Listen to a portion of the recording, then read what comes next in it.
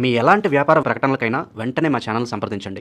Yeah కుక్షి వివరే కృత్వా స్వయం రక్షతి సర్వతః నమామి జననీం దేవీం పరాం ప్రకృతి రూపిణీం కృచ్ఛేన మహతా దేవ్యా ధారితోహం యథోదరే తత్ప్రసాదాత్ జగద్దృష్టం మాతర్నిత్యం నమోస్తుతే పృథివ్యా యాని తీర్థాని సాగరాదీని పర్వతః వసంతి యత్ర తాం నౌమి మాతరం భూతిహేతవే. మాతృదేవో భవ పితృదేవో భవ. ఇప్పుడు మనము జూన్ నెల 2026 సంవత్సరంలో గోచార ఫలితాలు ద్వాదశ రాశుల వారికి ఏ విధంగా ఉంటాయో తెలుసుకునే ప్రయత్నం చేద్దాము. అది కూడా సశాస్త్రీయంగా. ఇందులో నా కల్పనను కానీ, మిమ్మల్ని ఇంప్రెస్ చేయడానికి అబద్ధాలు కానీ, కోతలకు ఇటువంటి ఉంటారు మామూలుగా వాడుక పదంలో, అలాంటివి ఏమీ ఉండవండి. శాస్త్రం ఎంతవరకు చెప్పిందో అంతవరకు మాత్రమే చెప్తాం. మిమ్మల్ని ఇంప్రెస్ చేయడానికి కానీ, లేదా మిమ్మల్ని బాధ పెట్టేసి భయపెట్టేసి ఏవో జపాలు తపాలు చెయ్యాలి అనేటటువంటి తాపత్రయం కూడా ఏమీ లేదు. శాస్త్రం ఎంతవరకు అంతవరకు మనం చెప్పడం జరుగుతుంది. ఇది కేవలం గోచారం మాత్రమే. దీని ఫలితం ఒక 10 to 15% ఉంటుంది. నిష్ణాతులైన వారు చెప్తే, మామూలుగా ఏదో సగం సగం తెలుసుకుని చెప్తే అది ఎంత పర్సెంటేజ్ ఉంటుందో భగవంతుడికే తెలియాలి. కాబట్టి మిగతాదంతా కూడా వ్యక్తిగత జాతకం మీద ఆధారపడి ఉంటుంది. కాబట్టి మీ దగ్గర మీ తాలూకు date of birth, time of birth, place of birth ఇట్లాంటివన్నీ ఉన్నట్టయితే వ్యక్తిగత జాతకం రాయించుకోండి. అది 100కి 75% జరుగుతుంది. ఇంకా 10%, 15% ఆ భగవంతుడి చేతిలోనే ఉంటుంది. అంచేత దీనికి మీరు ఏదో ప్రిఫరెన్స్ ఇచ్చేయక్కర్లేదు.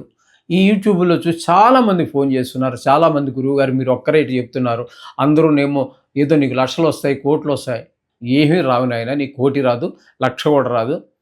అంచేత అటువంటివేమి నువ్వు భ్రమలు పెట్టుకోవద్దు. నీ శ్రమను నువ్వు నమ్ముకో, దేవుణ్ణి నమ్ముకో, నీ శ్రమను నమ్ముకో, నిన్ను నువ్వు నమ్ముకో. ఇది నేను చెప్పదలుచుకున్నది. అంటే గోచారం ఏంటంటే, ఈ గ్రహాలు ఏంటంటే మనకి రాబోయేదాన్ని సూచిస్తుంది. అది ఎప్పుడు నాకు పూర్తిగా తెలిస్తే మీకు నేను సూచించగలను.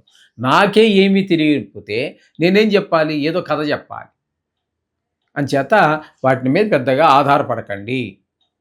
వ్యక్తిగత జాతకం మీద ఎక్కువ ఆధారపడండి. అది చాలా వరకు నిష్ణాతులు కావాలి. దానికి కూడా గోచారానికే కాదు, జాతకం రాయాలని కూడా నిష్ణాతులైన వారు ఉంటేనే మాత్రమే జరిగే అవకాశం ఉంటుంది. ఇది గమనించగలరు. ఓకే, ఇప్పుడు మకర రాశి వారికి జూన్ నెల 2026 సంవత్సరంలో గోచార ఫలితాలు ఏ విధంగా ఉన్నాయో తెలుసుకునే ప్రయత్నం చేద్దాము. మకర రాశి వారికి ద్వితీయ స్థానంలో రాహుగ్రహ సంచారము. ఇది మంచిది కాదు. ధనానికి లోటు కలిగిస్తుంది. మాటలో కఠినత్వం పెరుగుతుంది. తద్వారా మిత్రులు కూడా శత్రువులు అయ్యే అవకాశం ఉంటుంది. లేదా కొత్త శత్రువులు కూడా పుట్టుకొచ్చేటటువంటి అవకాశం ఉంటుంది. కుటుంబంలో కూడా ఏ విధమైనటువంటి ఆహ్లాద పరిస్థితులు ఉండవు. నేత్ర వ్యాధులు ఉన్నటువంటి వారికి మరింత ప్రకోపించేటటువంటి ఈ అవకాశం కూడా ఉంది. ఈ విధమైన ఫలితాలన్నీ కూడా ద్వితీయ స్థానంలో రాహుగ్రహ సంచారం వల్ల జరుగుతూ ఉంటుంది. ఇక శని భగవాన్ యొక్క సంచారం తీసుకున్నట్టయితే తృతీయ స్థానంలో ఉంది. ఇది మాత్రము చాలా అనుకూలమైనటువంటి ఫలితాలను ఇవ్వబోతూ ఉన్నారు శని భగవానుడు. ఎందుకంటే తృతీయ స్థానంలో ఆయన ఉన్నప్పుడు మన చేసేటటువంటి ప్రతి పనిలోనూ కూడా మన ఇంటిలో వారు, చుట్టుపక్కల వారు, మనం ఎక్కడెక్కడైతే తిరుగుతూ ఉంటామో, ఎక్కడెక్కడైతే పనిచేస్తూ ఉంటామో, ఎవరెవరితో కలిసి పనిచేస్తూ ఉంటామో వారి అందరి యొక్క సహాయ సహకారాలు మీకు అందడం ద్వారా మీరు ఏ పని చేయాలనుకుంటున్నారో ఆ పనిలో దూసుకుని పోయేటటువంటి అవకాశం ఆ శని భగవాను వల్ల కలుగుతూ ఉంటుంది. ఇకపోతే కుజుని యొక్క సంచారం చతుర్థ స్థానంలో 20 రోజుల పాటు ఉంటుంది. అక్కడ అంత అనుకూలమైనటువంటి ఫలితాలు ఉండవు. తదుపరి 10 రోజులు 5వ స్థానంలో ఉన్నటువంటి 10 రోజులు కూడా సంతానం మీద, చదువు విషయంలోనూ ఇబ్బందులు, చెడు స్నేహాల్లోనూ ఇబ్బంది పెడుతూ ఉంటే, చతుర్థ స్థానంలో ఉన్నప్పుడు తల్లిగారు విద్య విషయంలోనూ, అలాగే భూమి, గృహము, వాహనము ఇత్యాది విషయాల్లోనూ ఇబ్బంది పెడుతూ ఉంటాడు.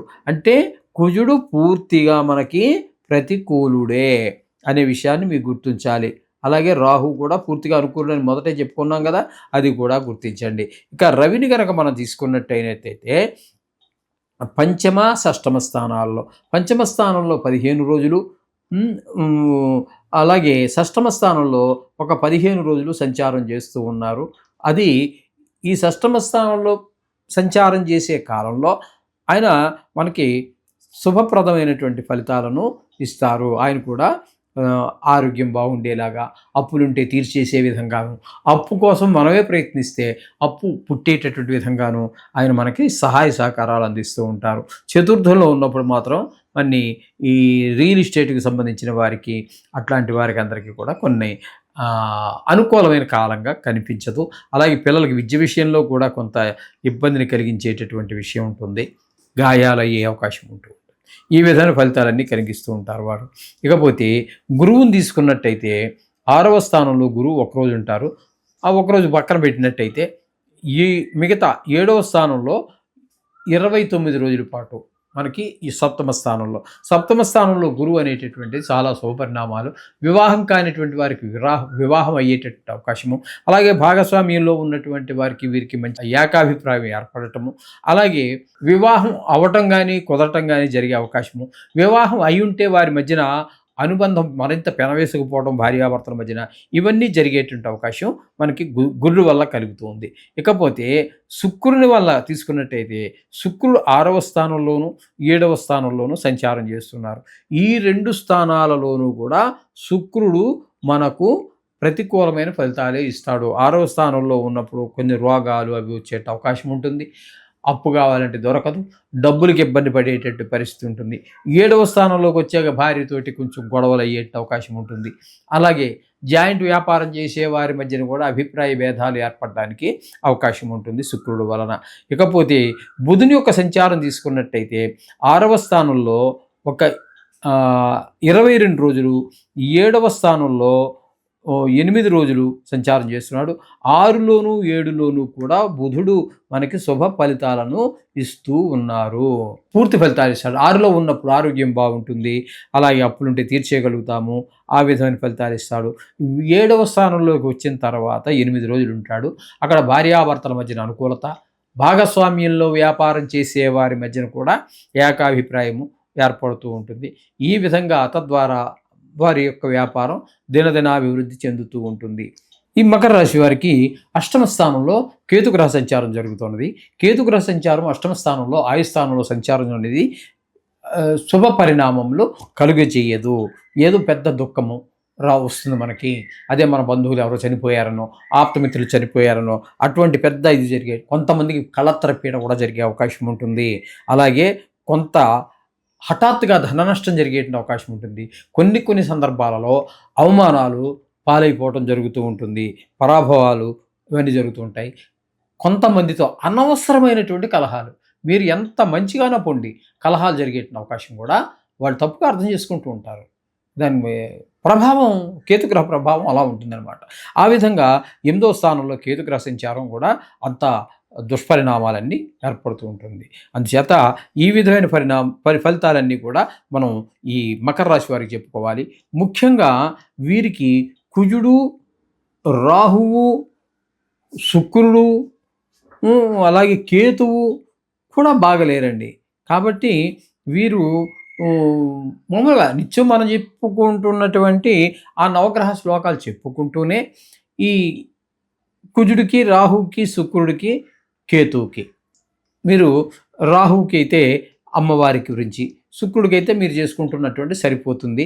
ఈ కేతువుకి మాత్రం గణపతికి సంబంధించినటువంటిది, రాహుకేమో అమ్మవారికి సంబంధించినటువంటిది, దీనికేమో కేతువుకి గణపతికి సంబంధించినటువంటిది చేసుకుంటే, అలాగే తృతీయంలో శని యోగకారకుడు ఏమిటి ఆయనకు అవసరం లేదు. మిగతావన్నీ ఒక నెలలో జరిగిపోయేటటువంటివి. ఇవి ఇలా మనం ఎందుకు ముఖ్యంగా మనం రాహు, కేతువులు, శని గురించి ఎందుకు చెప్పుకుంటున్నాం అంటే అవి ఒక నెలలో అటు ఇటు జరిగేవి కాదు. రాహుకేతువులు అయితే సంవత్సరంన్నరకు కానీ ఒక రాశి నుంచి ఒక రాశికి సంచారం చేయవు. అలాగే శని అయితే 2.5 సంవత్సరాల పాటు చేయదు. కాబట్టి అటువంటి ప్రధానమైనటువంటి గ్రహాలు, ఇప్పుడు గురువు కూడా కొన్ని సందర్భాల్లో మనం చెప్పుకుంటూనే ఉన్నాం. కారణం ఏంటంటే గురువు కూడా సంవత్సరం పాటు ఒక రాశిలో సంచారం చేస్తూ ఉంటాడు. కాబట్టి అందుచేత ముఖ్యమైన వాటికి మనం చెప్తున్నాము. మామూలుగా చేసే వాటికి అన్నిటికీ కూడా మీరు నిత్యము చదువుకునేటటువంటి నవగ్రహ శ్లోకాలు సరిపోతాయి. అందుచేత ఆ విధంగా చేసుకోండి. సర్వశుభాలు పొందండి. శుభం భూయాత్.